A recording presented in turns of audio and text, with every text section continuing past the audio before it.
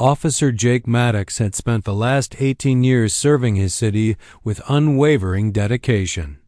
As chief of police, his days were long, stressful, and often unpredictable. So when the opportunity came for a 2-week break, he didn't think. Twice he packed his gear and headed straight for his family's lake cabin.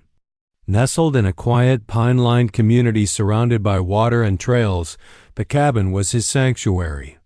No radios crackling, no crime reports to sign, no calls in the middle of the night, just the sound of loons on the lake and the occasional breeze rustling through the trees. The cabin had belonged to Jake's grandfather and had been passed down to him after his father's passing. Over the years, Jake had renovated it just enough to modernize it without losing its rustic charm.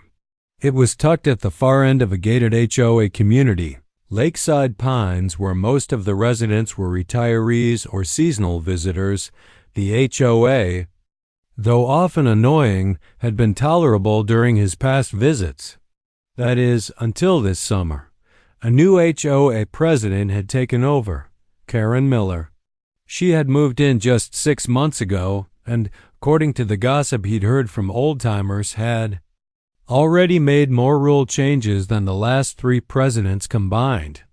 She had implemented new noise regulations, banned fishing after sunset, and even issued citations for improperly painted mailbox posts.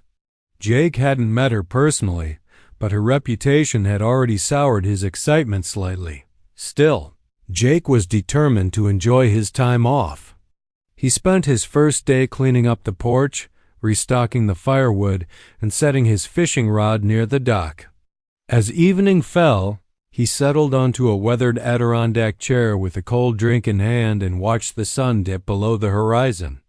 It was the kind of quiet only the lake could offer, and for the first time in months, Jake felt himself breathe deeply and fully relax. Just as he was dozing off with the peaceful sounds of nature around him, he noticed a golf cart pulling into his gravel driveway.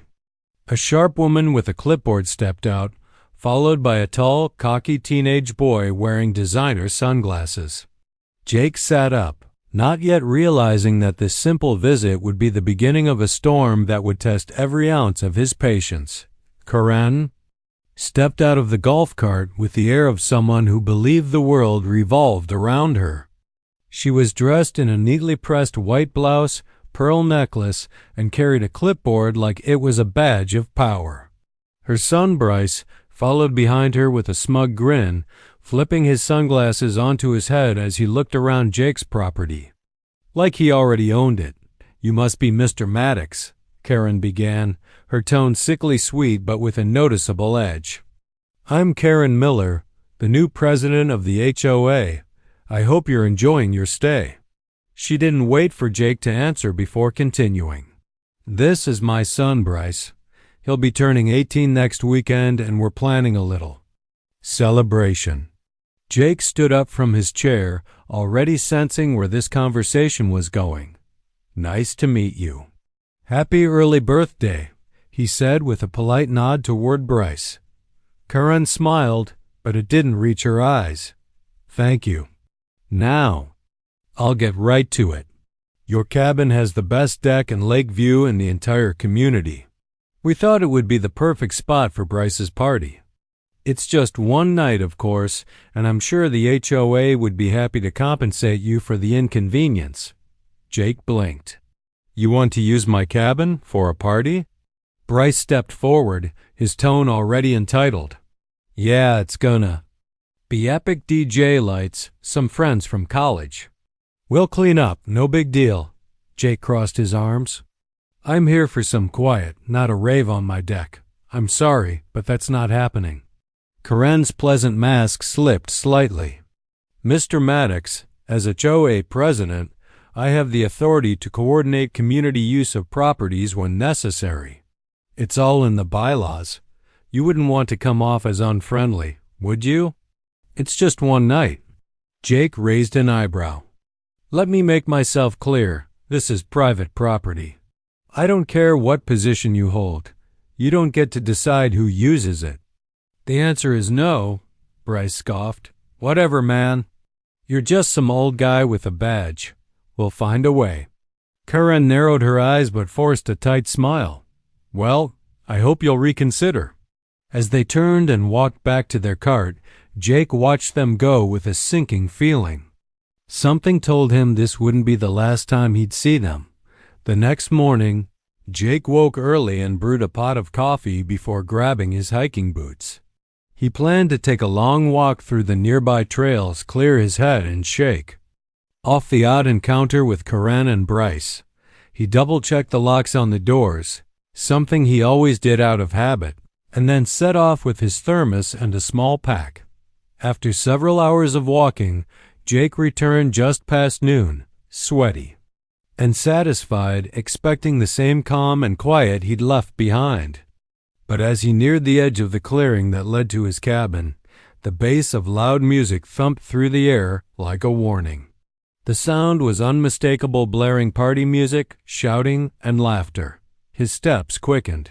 When he turned the final bend in the trail and the cabin came into view, his heart sank. His deck was packed with teenagers, some dancing, some sitting on coolers, and others carelessly tossing red cups into the bush. Streamers hung between trees, and folding tables covered in snacks and alcohol cluttered the lawn. There was even a rented speaker system plugged into an outdoor outlet.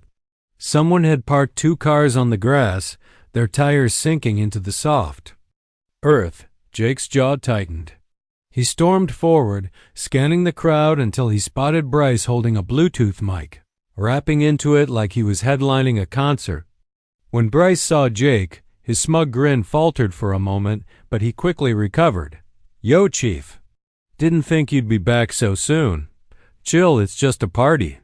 You broke into my home, Jake said calmly, though his voice carried the weight of restrained fury. This ends now, Bryce shrugged. Mom said it was fine. She's the HOA president. Said you'd change your mind. Jake walked straight into the cabin and saw that the back door lock had been forced open. Beer bottles littered the floor. A shattered lamp lay on its side in the living room. He took a breath, pulled out his phone, and made one call. Within 20 minutes, 2 sheriff's deputies arrived with flashing lights and backup in tow. The party came to a crashing halt. Teens scrambled to hide bottles, while others tried to slip away. Karen arrived just as her son was being questioned, her voice shrill as she shouted, "You can't do this. This is abuse of power." Jake turned to her, badge glinting. Actually, it's the law, and you just broke it. The aftermath of the party unfolded like a courtroom drama played out on a lakeside stage. Jake stood on his porch, arms crossed, watching as deputies took statements from party-goers, some of whom were barely sober enough to speak. A few teens were released into the custody of furious parents who had been called to pick them up. Others weren't so lucky, especially the ones caught with fake IDs or open alcohol containers. Bryce sat on the steps of the cabin, sullen and red-faced, his cocky attitude drained completely. Karen paced the yard like a trapped animal, still ranting at anyone who would listen. This is outrageous. That cabin should be community use. I am the HOA president. You're humiliating my son. Jake had heard enough.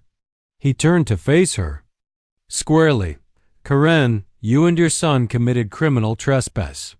You broke into my home, caused property damage, hosted an illegal gathering, and provided access to alcohol for minors. Being HOA president doesn't make you above the law, it makes you more accountable when you abuse power. Her mouth opened to retort, but she found nothing to say. The deputies filed their report and took Bryce to the station for booking. Though Jake ensured the process remained professional and respectful despite the boy's arrogance, he was still a kid who needed to face the consequences, not be ruined.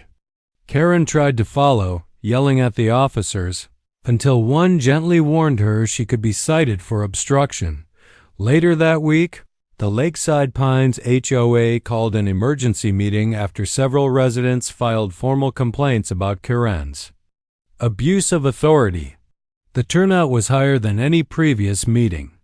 People were tired of her high-handed decisions and had witnessed firsthand how far she was willing to go. By a unanimous vote, Karen was removed as HOA president. Her threats and screeches during the vote only sealed her fate. Bryce was sentenced to 80 hours of community service, including helping clean public areas around the lake under Jake's watchful eye. He never made eye contact, never said a word. The swagger was gone. Jake spent the remaining days of his vacation in peace. No music, no golf carts in the driveway, no unwanted visitors. Just the sound of the lake, the crackle of the fire, and the deep satisfaction that justice had been served not through power trips or revenge, but through calm, lawful action.